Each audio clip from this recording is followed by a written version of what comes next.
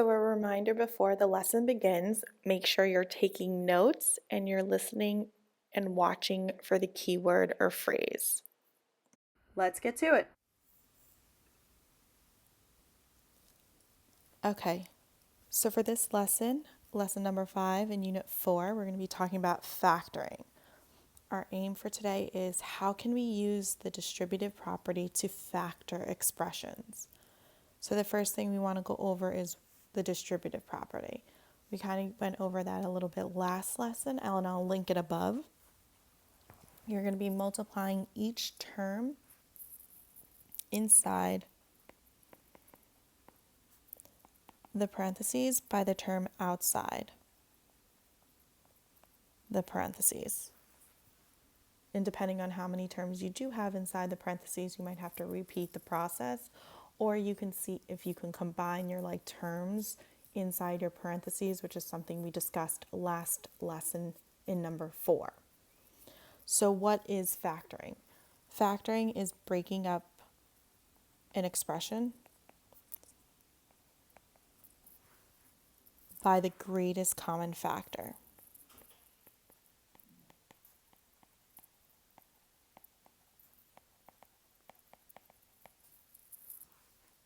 Into terms that can be multiplied together to get the original expression. So sometimes I call it reverse distributive property because you're separating your terms, your expression. There are different types of factoring, but this year we will be learning factoring with greatest common factor. So your checklist when factoring. You want to make sure first you find the greatest common factor between all terms in the expression. So find the GCF, greatest common factor.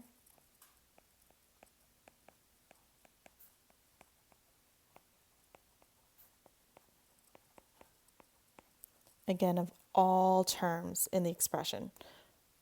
Whether it's a coefficient, a constant, a variable, you want to find everything, the greatest common factor. And then you're going to factor out that greatest common factor. Now, there are different types of strategies to factor. We're going to focus today on the birthday cake method, which you might have learned before, you might not have. It might be called something else, but this is the way that I've referred to it in my students, the birthday cake method. So for number 25, negative 25x minus 25, you have this expression. You want to make sure you're finding your greatest common factor between both negative 25x and your negative 25. So here, your greatest common factor would be negative 25. We'll go into both terms.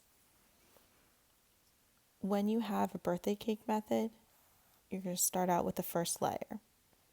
You have your 25x minus 25. You're going to use your greatest common factor that you chose, and you're going to see how many times this goes into each term. So negative 25 goes into negative 25x one time, and what's left is going to be just x. Negative 25 goes into negative 25 just once, and that would be positive. Because if you think about it, what number, this number, times negative 25 will give you negative 25.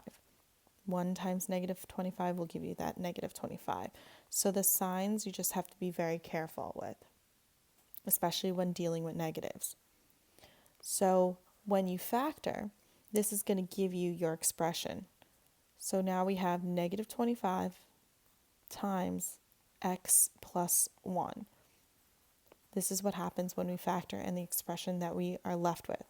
So instead of starting with this and then distributing, we have to go backwards and pull that greatest common factor out.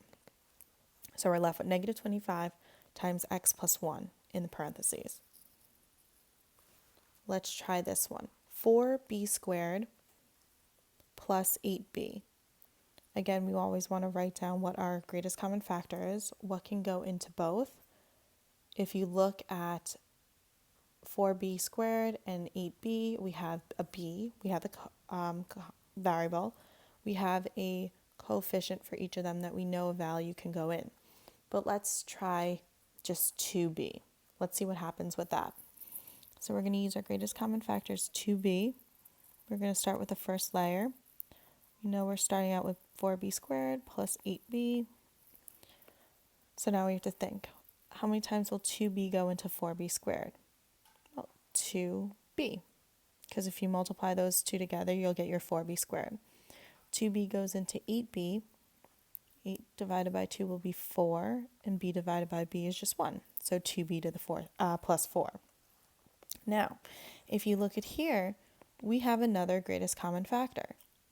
So we can actually pull out, and I'm going to make another layer, and here's where you can see that birthday cake. You can see that a 2 can be pulled out. So 2 goes into 2b, just 1b times.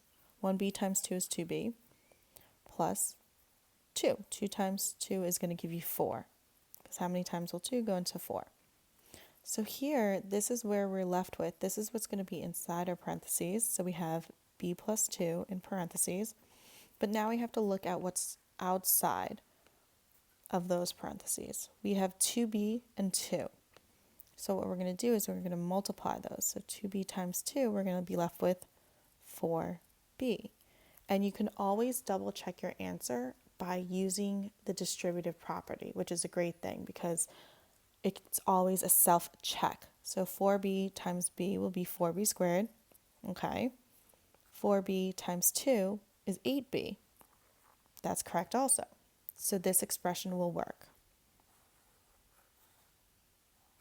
If you stopped here, if you stopped at your 2b times 2b plus 4, you would still get that, but you didn't take the greatest common factor out.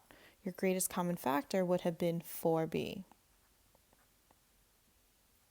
But let's say, again, this strategy allows for multiple common factors getting pulled out to identify what your greatest common factor is. Just remember you'd have to multiply those together to get your greatest common factor. So it's 2b times 2, which would be 4b. All right, let's try the guided practice. So for number 1, you want to find your greatest common factor, which in this case you want to look for what's going to multiply to 32 and 28, your greatest common factor between the two, and then you need to keep in consideration with your variables.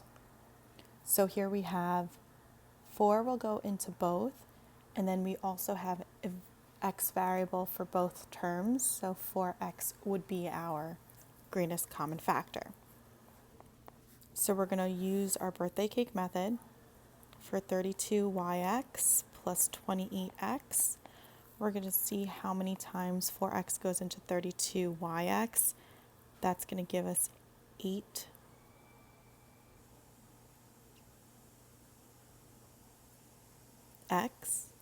8y.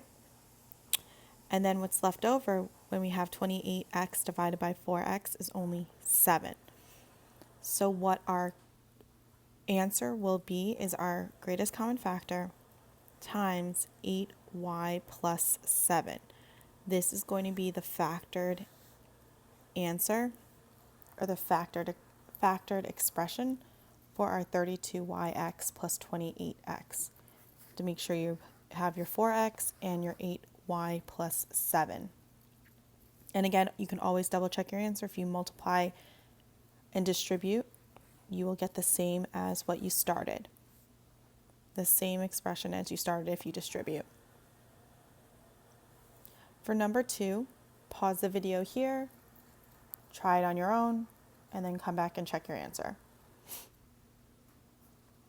For this question, for number 2, your greatest common factor, here we don't have any variables that are with both terms, so we just have -5 will go into both terms. So we're going to set up our birthday cake. -25x minus 35. 5 goes into -25x 5 times x.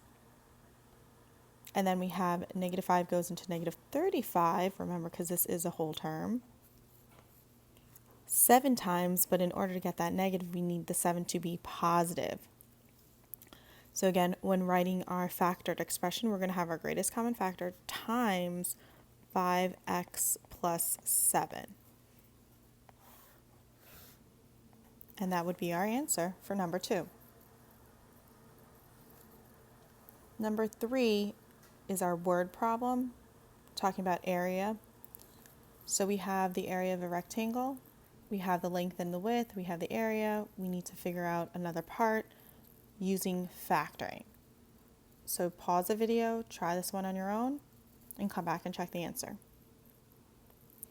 So they're telling us the area of the rectangle is 15x plus 40 square inches. So this we know is our area. Our width is 5 inches, and then we have to find our length. I always like writing it down just so I have it here. So I need to see area is length times width. In order to figure out how we do this, or how we find our length, I can factor. So I'm going to say, what is going to multiply by 5 to get our 15x plus 40? They're giving you your greatest common factor, which is 5 inches. So we're going to use our birthday cake method again. 5 goes into 15 3 times, and we have our variable. 5 goes into 40 8 times, and this would be our length. But we would use 3x plus 8 inches because they're giving us units, and that would be our length.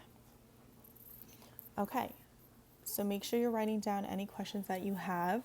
Make sure that you're identifying your keyword and phrase for the lesson, and I'll see you in the next video. Bye.